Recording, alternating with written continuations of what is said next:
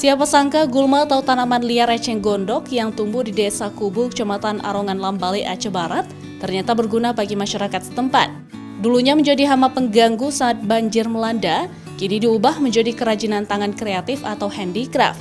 Berkat pelatihan yang didapat dari lembaga Kompak, produk eceng gondok ini diolah sebagai produk kerajinan kreatif. Selain laku di pasaran, produk handicraft ini sering diikutkan dalam perlombaan, pameran, bahkan menjadi souvenir untuk sejumlah kegiatan pemerintahan. Kini pangsa pasar handicraft tak hanya merambah skala nasional, tetapi juga mulai dilirik oleh investor asing dan berpeluang mendapatkan orderan dalam skala besar tahun ini. Kita waktu itu dibina oleh Kompak juga dan mereka yang mencarikan pasar. Pasarnya udah terbuka lebar, tapi alhamdulillah dengan adanya pasar tersebut kita bisa terus berkembang dan alhamdulillah juga kita sudah kirim ke berbagai daerah di seluruh, termasuknya hampir seluruh Indonesia, dan pemesanan terakhir kemarin adalah ke Bali. Ke Bali ini adalah pemesanan rutin setiap 2 bulan sekali.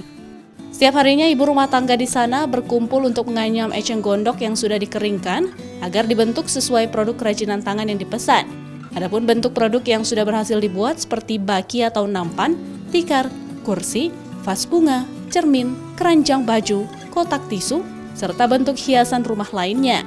Bagi Anda yang ingin menghiasi rumah dengan produk ramah lingkungan ini, tak perlu khawatir karena harga penjualan satu produk dimulai dari Rp15.000 hingga Rp5 juta. Rencananya, kelompok ibu rumah tangga di sana akan membuat galeri di pusat kota Banda Aceh maupun di desa mereka.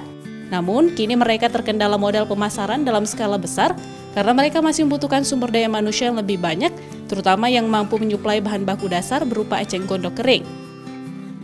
Nova Misayanti, Kompas TV, Aceh Barat.